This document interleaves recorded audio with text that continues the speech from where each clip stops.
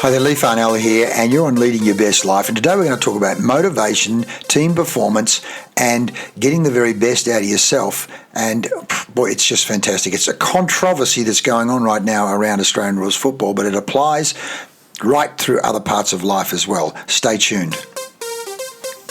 Well, welcome back.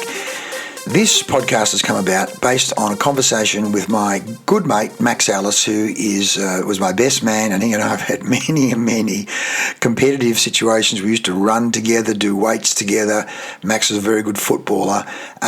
We've had many conversations, as you do with some of your best mates, but what's come up is in the last few days, some of you who are into Australian rules football will have seen how Hawthorn had been playing super well going into the finals, and one of their players, a guy called Jack Ginnivan, who had already been traded from Collingwood Football Club because he went out to a pub or the races the night before the grand final, said he drank water and so on, but it became a major distraction.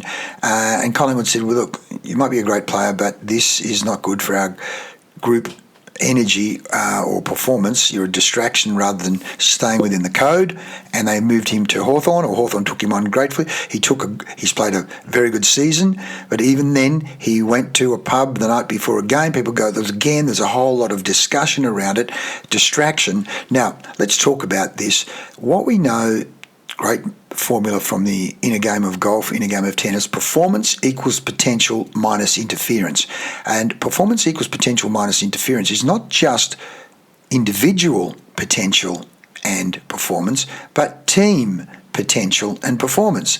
And once you've got a team of, 25 or 26 or even 30 people, there's a whole lot of energy, and what we're looking for is synchronized energy, synergy, synchronized energy. You want all the waves, all the energy in alignment. You do not want asynchronous, particularly as you're going into finals games where we know it's going to be tight.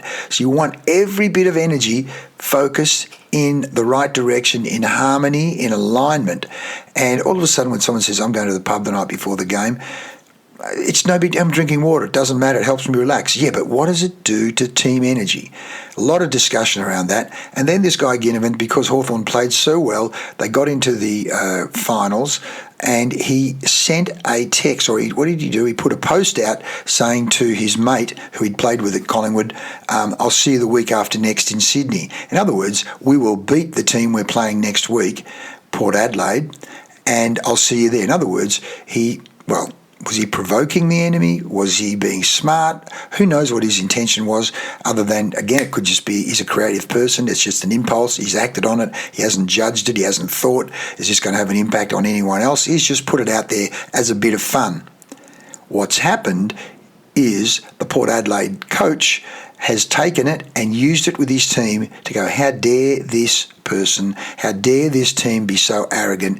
And he's used it as motivation for his team, who came out super hard in the first quarter and blew Hawthorn away. Hawthorn then came back and then lost the game by about, 3 points. At the end of the game, the coach for Port Adelaide reacts and pretends to be an aeroplane going, you won't be flying to Sydney as you thought you would.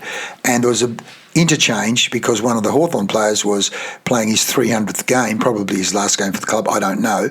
And so there was interchange between the captain of Hawthorn, who was backing his player, Jack Ginnivan, and the Port Adelaide coach, who I've temporarily forgotten his name.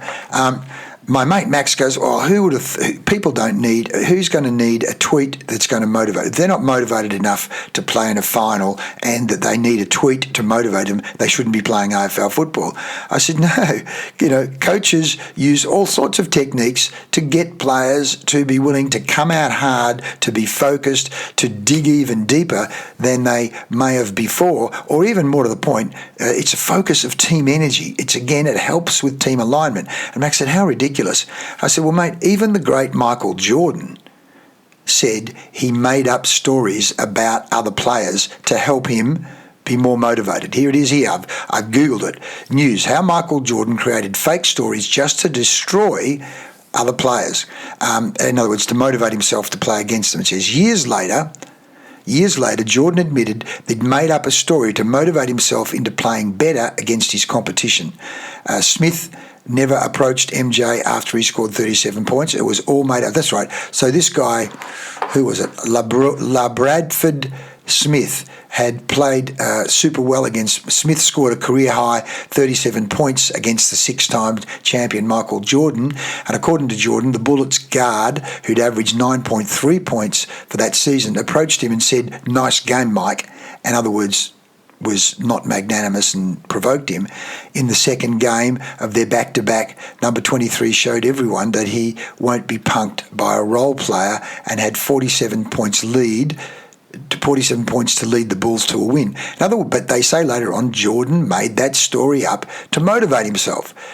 So, and I was saying to Max as well, there's a coach from Portugal that was coaching the Tottenham Hotspurs who at times just at halftime is saying to these soccer players who are multi-million-dollar players, boys, grow some balls, get out and play like you've got balls. You go, what the hell? Are you serious? This coach is getting paid millions of dollars a year to say that? It gets down to some very fundamentals of how do you get someone to dig deeper? And sometimes it'll be, I don't think you can do that. In fact, there was Adam Simpson today talking on the TV about how Dennis Pagan, at times you'd play either for him or against him to prove him wrong because he'd say, you're not good enough, you don't have enough courage, versus for other players, he'd be boosting them. In other words, he picked his mark as to how he communicated. So what's that got to do with you? It's got to do with use what works for you to play at your best. Particularly in team sports, particularly in combative sports where there's going to be pain, there's going to be body contact, where you're going to have to dig deep. The mind is an amazing, fertile garden. And when we say in sport, sometimes if you're off by 1 or 2%, it's not 1 or 2% on the scoreboard, it can be 50% on the scoreboard. So those 1%ers, I saw Adam Simpson talking about Dennis Pagan giving him advice around one. In North Melbourne, he said, I don't want you guys wearing sunglasses in the parade because you start thinking you're movie stars, you start getting too cocky, you start getting ahead of yourself. When you need to be humble, you need to be combative, you need to be desperate. Again, this is in terms of AFL football, but I'm sure that when it comes to gridiron and some of the other combative sports, what it is you do and say. I mean, look at some of the UFC fighters as to how McGregor, some of the things he does and says, or even Muhammad Ali, the way he would play mind games with himself and the opposition. I am the greatest. Boy, if I'm saying to people I'm the greatest, I'm going to have to behave like I'm the greatest. How do you use words? How do you use images? How do you use motivational tools to get the best out of yourself and get the best out of others? And at the same time, you want people in their peak performance zone, the Yerkes-Dodson curve. You don't want them over-aroused. You want them combative and calm, digging deep but staying calm so they're able to still make good decisions. When you look at Port Adelaide in that game the other night, Rioli. It's just a fantastic game that Rioli played.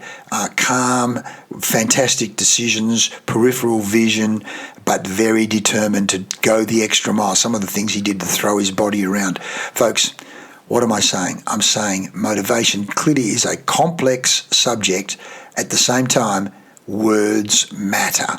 Words do dig deep. Particularly coaches can use those words. Think of Churchill. We will fight them on the beaches. We will never, ever, ever give up.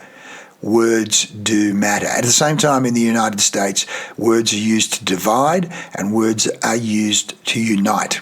We are the United States of America.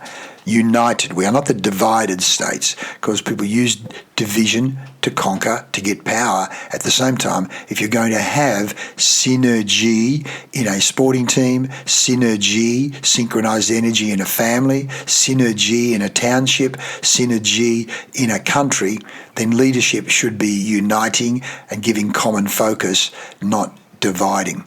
I hope that helps, because if you're going to lead your best life, it's important to know what motivates you and how to bring out the best in others as well. At all times, you're aiming for synchronized energy. Buckminster Fuller's synchronized energy, because performance equals potential minus interference. Reduce the interference to unleash the potential and unleash the performance.